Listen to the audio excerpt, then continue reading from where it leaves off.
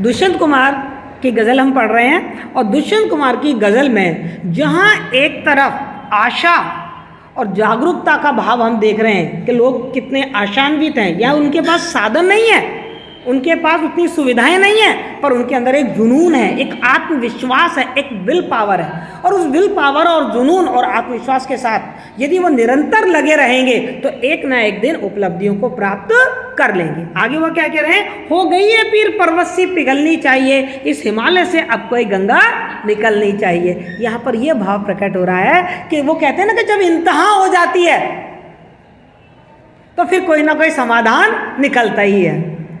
बहुत दुख, बहुत कष्ट, बहुत समस्याएं जब इकट्ठी हो ही जाती हैं तो फिर कहीं ना कहीं से समाधान निकलता ही है। यही कह रहा है, हो गई है पीर पर्वत सी। अब हमारे समाज में आम आदमी की जो जिंदगी है वो बहुत दूभर हो गई है, बहुत समस्याग्रस्त हो गई है, बहुत ज़्यादा उसका शोषण हो रहा है, बहुत ज़्यादा उसके ऊपर अत्याचार हो रहा है। अब वो उसको सहन नहीं कर सकता। हो गई है पीर पर्वत सी, उपमा अलंकार, पहाड़ की तरह उसकी पीड़ हो गई है, उसकी पीड़ा है, उसका जो दुख है वो पहाड़ की तरह बड़ा हो गया है। और जैसे पहाड़ पे जब बर्फ जमती जाती है, बर्फ जमती जाती है, सूरज की रोशनी पड़ती है तो वो बर्फ गलती है और वहाँ से नदी बहने लगती है। इसी तरीके से जब दुख बढ़ता चला जाता है, कष्ट बढ़ते चले जाते हैं, मुश्किलें बढ़ती चली जाती हैं, तो अंदर की जो आत्मा का जो ताप है, जो जुनून है, वो उस दुख को पिघलाकर कोई ना कोई समाधान निकाल देता है। अर्थात उस समस्या में से कोई ना कोई समाधान निकलता ही है। और यही कवि कह रहा है, निकलनी चाहिए। अब समस्या इतनी ज़्यादा हो गई है कि समस्या का समाधान होना ही चाहिए। यदि अभी भी समस्या का समाधान नहीं हुआ तो फिर जीवन दूभर हो जाएगा, क्योंकि जो पीड़ा है वो कैसी हो गई है, पर्वत सी हो गई है। पर्वत सी मतलब पहाड़ सी, बहुत ज़्यादा बढ़ गई है। अब इस पहाड़ में से कोई नदी निकलनी चाहिए। जैसे नदियाँ पहाड़ों में से अपना रास्ता निकाल लेती हैं, ऐसे जब हमारी समस्याएं बहुत बढ़ती चली जाती हैं तो कोई ना कोई समाधान हमारे सामने आ ही जाता है और समाधान होना ही चाहिए।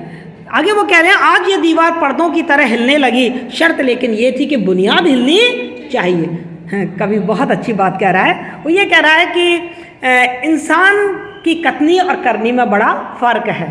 आज ये दीवार पर्दों की तरह हिलने लगी है, यानी कि समाज में परिवर्तन दिखाई दे रहा है, लेकिन ये परिवर्तन केवल ऊपरी ऊपरी दिखाई दे रहा है। बहुत सारे कानून बन गए हैं, बहुत सारी भाषणबाजी हो रही है, बहुत सारे वायदे किए जा रहे हैं, संकल्प किए जा रहे हैं, हमको बहुत सारी आश्वासन दिए जा रहे हैं कि आपकी स्थिति बदल जाएगी। दीवार की तरह हिलने लगी, अर्थात समाज में सामाजिक परिवर्तन आ रहे हैं, शैक्षिक परिवर्तन आ रहे हैं। पर लेखक का कहना यह है कि ये परिवर्तन केवल ऊपरी है, आंतरिक नहीं है। शर्त यह थी कि बुनियाद हिलनी चाहिए। वो कह रहे हैं, मैं चाहता था कि समाज में परिवर्तन आए, पर मेरी शर्त ये थी कि जो परिवर्तन आए ना वो आंतरिक परिवर्तन आए, नींव में परिवर्तन आए, वास्तविक परिवर्तन आए, केवल दिखावे के लिए परिवर्तन नहीं आए। वास्तविक परिवर्तन आएंगे तभी समाज उन्नति की ओर और उपलब्धि की ओर बढ़ेगा। तो कह रहे हैं समाज में आज परिवर्तन तो दिखाई दे रहे हैं, लेकिन ये परिवर्तन कैसे हैं, केवल ऊपरी ऊपरी हैं। और मैं ये चाहता हूँ कि ये जो परिवर्तन है वो वास्तविक हकीकत में आ जाए। और मैं आपको एक बात बता दूँ, यदि आप समाज में वास्तविक परिवर्तन लाना चाहते हैं तो शिक्षा एक ऐसी चीज़ है जिससे समाज में वास्तविक परिवर्तन आता है। एकाएक शिक्षा से परिवर्तन दिखाई नहीं देता, बहुत लंबी प्रक्रिया है शिक्षा से परिवर्तन आने की, क्योंकि आप शिक्षित होंगे, 10, 12, 15 साल आपको शिक्षित होने में लग जाएंगे, उसके बाद आपके विचारों में परिवर्तन आएगा। तो इसलिए क्या करते हैं, ऊपरी परिवर्तन के लिए सरकार कानून बना देती है। समाज में परिवर्तन दो तरीके से आते हैं, या तो कानून के माध्यम से आते हैं या शिक्षा के माध्यम से आते हैं। तो शिक्षा के माध्यम से जो परिवर्तन आएंगे वो काफ़ी दूर आएंगे, लेकिन वो बुनियादी परिवर्तन होंगे, नींव के परिवर्तन होंगे, वो वास्तव में वास्तविक परिवर्तन होंगे, दिखावटी परिवर्तन नहीं होंगे। और लेखक यही चाहता है कि दिखावटी नहीं बल्कि वास्तविक परिवर्तन आने चाहिए। आगे वो कह रहा है, हर सड़क पर, हर गली में, हर नगर, हर गांव में हाथ लहराते हुए हर लाश चलनी चाहिए, हर लाश चलनी चाहिए। लाश किसको कहा है, निष्क्रिय व्यक्ति को, उदासीन व्यक्तियों को। कितना भी अत्याचार कर लो, कितना भी शोषण कर लो, कितना भी भला बुरा कह लो, कुछ फर्क ही नहीं पड़ता। हर चीज को मेरी किस्मत ही यही है, सहन कर जाते हैं, मेरी किस्मत में यह लिखा हुआ है। ऐसे व्यक्ति को वो लाश कहते हैं, जो बुराइयों का विरोध नहीं करता, जो शोषण के विरुद्ध आवाज नहीं उठाता, जो अत्याचार को चुपचाप सहते रहता है। ऐसे व्यक्ति को दुष्यंत ने क्या कहा है, लाश कहा है। बेटा रविंद्रनाथ टैगोर ने एक बहुत अच्छी बात कही है, मैं आपको सुनाती हूँ। अत्याचार करने वाले से ज्यादा दोषी है अत्याचार सहने वाला। अत्याचार कर क्यों रहा है वो? क्योंकि लोग उसका अत्याचार सह रहे हैं। यदि अत्याचार का विरोध कर दिया जाए तो अत्याचार करने वाला 10 बार सोचेगा करूं या ना करूं। इसलिए दुष्यंत कुमार ऐसे व्यक्ति को लाश कह रहे हैं कि वो जिंदा तो है, जैविक रूप से तो जिंदा है, उसकी सांसें चल रही हैं, लेकिन जागरूक नहीं है, अपने अधिकारों के प्रति जागरूक नहीं है, अपने कर्तव्य के प्रति वो जागरूक नहीं है। ऐसे व्यक्ति को दुष्यंत कुमार क्या कह रहे हैं? लाश कह रहे हैं। तो वो कह रहे हैं कि मैं तो ये कह रहा हूं कि हर शहर में, हर गली में, हर नगर में, हर गांव में हाथ लहराते हुए हर लाश चलनी चाहिए। अर्थात ये जो व्यक्ति निष्क्रिय हो गया ना, उसके अंदर जागरूकता आ जाए। और हाथ लहराते हुए मतलब वो ये संकेत दे कि मैं जाग चुका हूं और अपने अधिकारों की मांग करे, शोषण के विरुद्ध आवाज उठाए, अत्याचार का विरोध करे और अपने अधिकारों, अपने हक के लिए कहते हैं साड़ा हक इत्थे रख। पूरी ये वाला शेर है ना, इसका पूरा भाव इस वाली कहानी में आ गया। इस वाला जो वाक्य है, जो डायलॉग है ना, साड़ा हक इत्थे रख, हमारा हक है ये, यहाँ रखो। कहाँ लेके जा रहे हो हमारे हक को? हमारा हक आप हमसे छीन नहीं सकते। ये जागरूकता हर व्यक्ति में आ जाए तो वो व्यक्ति लाश नहीं, बल्कि वो व्यक्ति फिर वास्तव में व्यक्ति कहलाने लायक है। आगे वो कह रहे हैं सिर्फ हंगामा खड़ा करना मेरा मकसद नहीं, मेरी कोशिश है कि ये सूरत बदलनी चाहिए।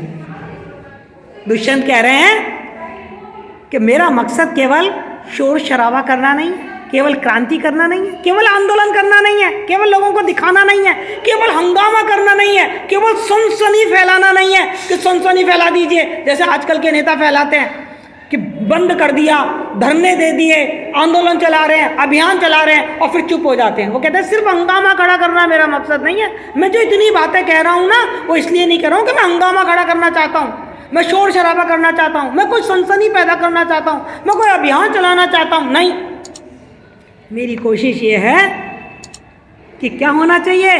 परिवर्तन आना चाहिए। मेरी कोशिश है कि सूरत बदलनी चाहिए।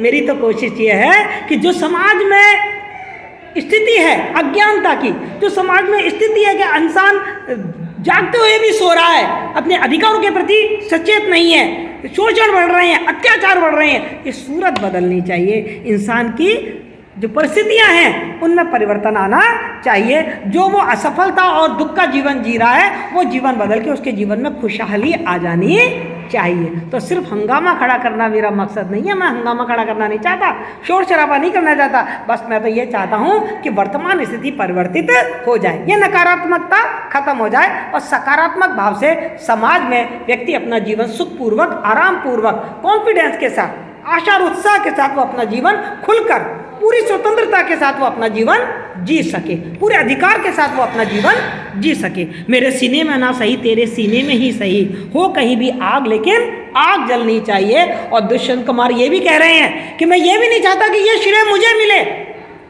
कि मैंने आपके अंदर जागरूकता पैदा कर दी। मैं कोई श्रेय लेना नहीं चाहता, मैं कोई अपना नाम या प्रतिष्ठा कमाना नहीं चाहता। मेरे सीने में ना सही तो तेरे सीने में ही सही, हो कहीं भी आग लेकिन आग जलनी चाहिए। आग जलने का मतलब क्या है? उत्साह होना चाहिए, जोश होना चाहिए, जागरूकता आनी चाहिए। और ये केवल ये नहीं कि मेरे सीने में ही हो, भले मेरे अंदर ही हो। एक कहते हैं ना, अकेला चना तो बाहर नहीं फोड़ सकता। मेरे सीने में ना सही, यदि इसके सीने में नहीं तो किसी और के में। अब देखो, इतने सारे लोग थे, 40 करोड़ लोग थे हमारे भारत में जब हम भारत गुलाम था, लेकिन सबके लोगों के मन में तो आज़ादी की आग नहीं जल रही थी। भगत सिंह के दिल में आग जली, चंद्रशेखर के दिल में आग जली, सुभाष चंद्र बोस के दिल में आग जली। तो क्या हुआ?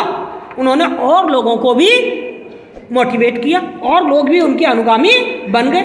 और देखते देखते बड़ा हुजूम, बड़ा विद्रोह, अंग्रेजों के सामने एक इतनी बड़ी समस्या खड़ी हो गई कि इसको दबाएं कैसे। तो मेरे सीने में ना सही तेरे सीने में ही सही, कहीं भी किसी भी व्यक्ति के अंदर बस ये है कि आग जलनी चाहिए, अर्थात उत्साह होना चाहिए। किसी एक विशेष व्यक्ति या कुछ लोगों के मन की बात मैं नहीं कह रहा हूँ, सब व्यक्तियों के मन के अंदर जागरूकता का भाव आना चाहिए, जोश और उत्साह की भावना आनी चाहिए। उत्साह और शोषण के विरुद्ध विद्रोह करने की, क्रांति करने की भावना आनी चाहिए, तभी समाज में परिवर्तन हो सकता है, अन्यथा समाज में परिवर्तन नहीं होगा। क्लियर बेटा? समझ आया आपको?